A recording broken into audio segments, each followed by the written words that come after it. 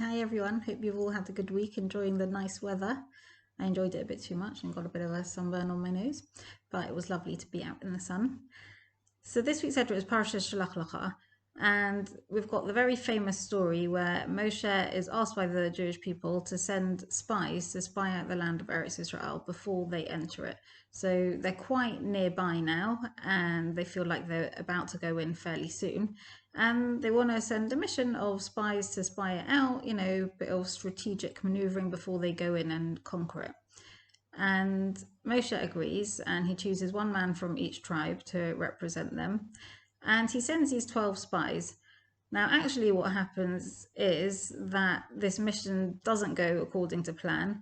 And what happens is they come back and they have this terrible report of the land where they say that although it is a land flowing with milk and honey and the produce is amazing, they actually come back and they really scare all the rest of the Jewish people, and they say we're never going to be able to conquer it. The people that live there are stronger than us. There are giants that live there. It's a land that consumes its inhabitants. Will never be strong enough to live there.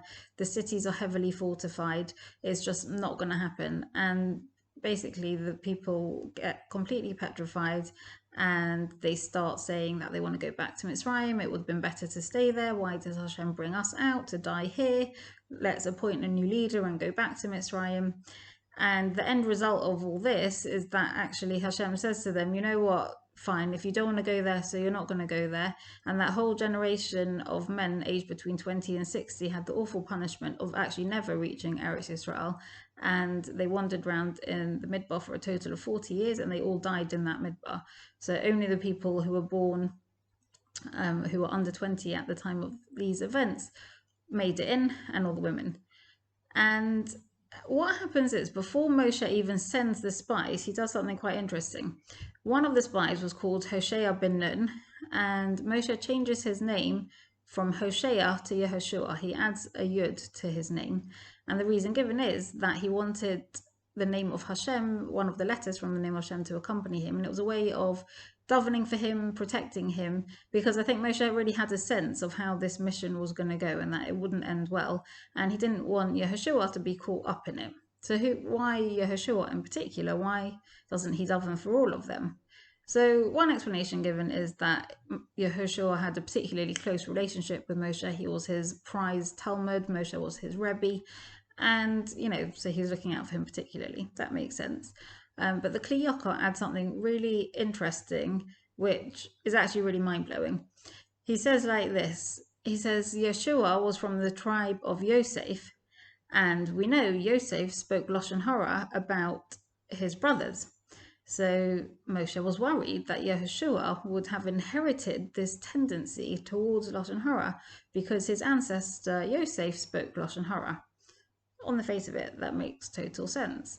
But then when you think about it a bit more carefully, what he's actually saying is really quite profound, because what that means is not only do we have physical genetics that we pass on to our children, our descendants, but that we also have spiritual genetics, which, if you think about it, makes a lot of sense.